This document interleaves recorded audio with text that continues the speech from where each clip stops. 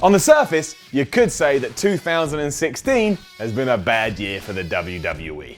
Struggling television ratings, the network isn't really doing what people hoped it would do. Fandango, Dad's joke Fandango, I didn't mean it. I saw an easy shot and I took it. I'm really sorry. Please forgive me. I love you, Fandango. I love you. But it's too easy to look at the negative side of pro wrestling, which is why I am going to do the complete opposite and look on the brighter side of things. I think WWE had a great 2016. Why? Here's why.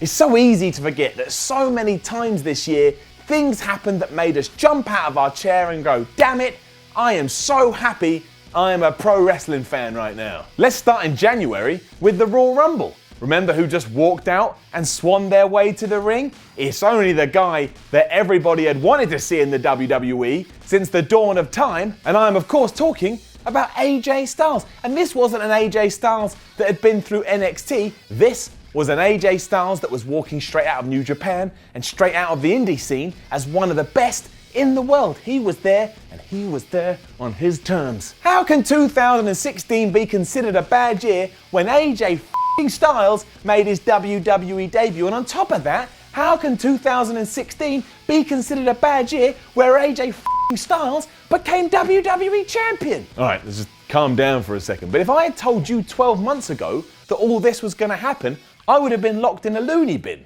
And then admittedly, I would have been let out because it would have happened and people would have seen that I was right. But that's how preposterous the notion was back in 2015. AJ Styles has been on fire this year, as he is most years. But the difference this time was that he did it in the WWE, the biggest stage. I don't know about you, but that makes me feel pretty awesome inside and makes me go, I'm happy to be a pro wrestling fan.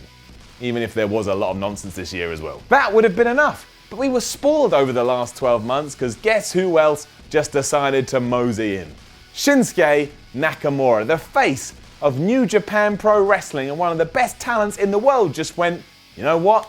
I'm going to WWE. And sure, unlike Styles, he's had to make NXT his home, but that's better than him not being here at all. And it allowed us to see Nakamura versus Zayn, Nakamura versus Joe, Nakamura versus Finn Balor.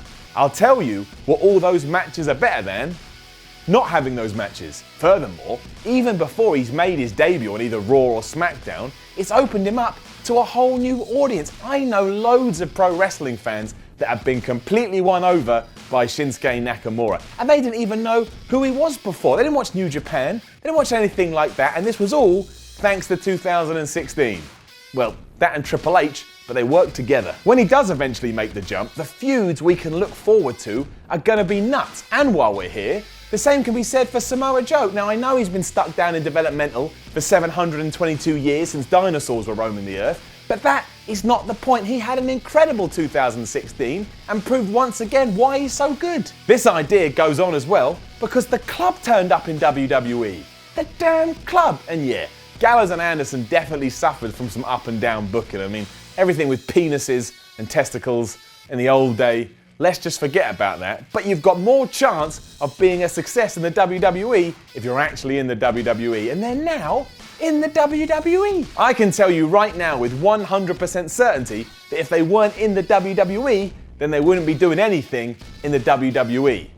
That's just physics. All it ever takes is a well thought out program and a decent push to get things running again, and I have every faith that will happen. I've got my fingers crossed anyway. 2016 will also be the year when our beloved Kevin Owens became WWE Universal Champion. You can say his run hasn't been that good and he hasn't really felt like a champion as he's held the belt, but a lot of people's first runs are like that. Most wrestlers don't even get to that spot. So the fact that Kevin Owens, a dude who was told he was not WWE material, is now champion of Raw? Well, I think that's bloody fantastic. It's easy to get lost in the story, but sometimes it's nice to take a step back and just appreciate what someone has achieved. Kevin Owens is the definition of success, as has his best friend Chris Jericho. Proving that he's the master of reinvention, Y2J has arguably had his best year in 2016. He's been hilarious, he's been entertaining, he's frankly been a hoot to watch, and he brought us the list of Jericho. You may think it's the dumbest gimmick in the world, but if you didn't even crack a smile during one of those segments, well, you're dead inside, because that was a riot. Next, we get to the WWE Network, and despite all its issues and all its problems, it has given us some good programming this year. Table for Three was always awesome, that Seth Rollins comeback documentary was great to watch, and despite there being way too many pay-per-views, it's still nice to get pay-per-views at a reduced price. That's not to say there's not rubbish on there, because there is. Camp WWE fell completely flat, and that new animation thing, where wrestlers just tell stories, is weird. Why can't it be the actual wrestlers telling the stories? But I do like the fact that at any given time I can turn it on and have access to hours worth of pro wrestling. Do you know what that's like for the 12-year-old in me? The 12-year-old in me had to record all of WWE on VHS, and VHS was a right ball ache. So I'm not going to stand here and insult the WWE Network. I can keep going with all of this as well. There was Rusev, who literally entertained me for the entire year. The Shane McMahon return, which surprised you, surprised me, surprised everyone, and got us talking. There was The Miz, who turned into one of the best heels on the roster. And of course, the comeback of my dad, Goldberg. Again, if I had told you that was going to happen, I would have had my ass kicked and I would have been thrown out onto the streets. But it did happen, and we can get into the whole, but that means we're holding the younger talent down argument, but that's not for here and that's not for now. It's always fun to see a legendary face from the past return. That's just the facts. It's a fact. 2 + 2 = 4, and if Goldberg comes back, most people go, this is pretty cool. Which is where I want to wrap up this video with a quick stream of consciousness. Now, I know a lot of people out there think I'm too positive and that in some bizarre way, I'm trying to keep WWE on side. It doesn't make any sense, because WWE doesn't even know who I am. Hell, I don't know who I am. So they definitely don't. But the point is, I watch pro wrestling to be entertained, which means when I watch pro wrestling, I make sure I'm entertained.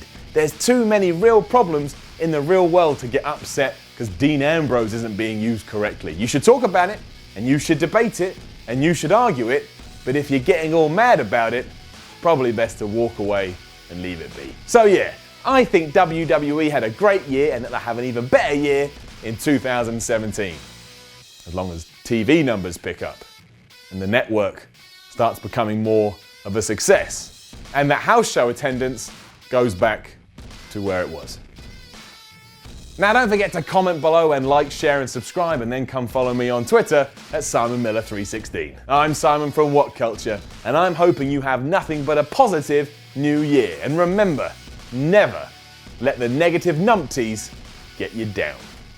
If you're a fan of the videos that WhatCulture puts out on its YouTube channels, why not join WhatCulture Extra, our subscription service for paying members? For paying just a small fee every month, you get access to exclusive lists, pipe bombs, booking videos, wrestling's worst merch, live streams for Raw and SmackDown every single week, exclusive WTF videos looking back at classic pay-per-views. Also, there's exclusive interviews, documentaries, Q&As, short films, and if you're a fan of WCPW, every episode of Loaded will be uploaded one day early, and you'll be able to view the episode in its entirety, and included in the price are all of our pay-per-views such as Refuse to Lose and the upcoming Delete WCPW. All that for just $6.99 a month, or just over $5 for UK fans, and you can cancel at any time. For more information and to sign up, go to whatculture.com/extra.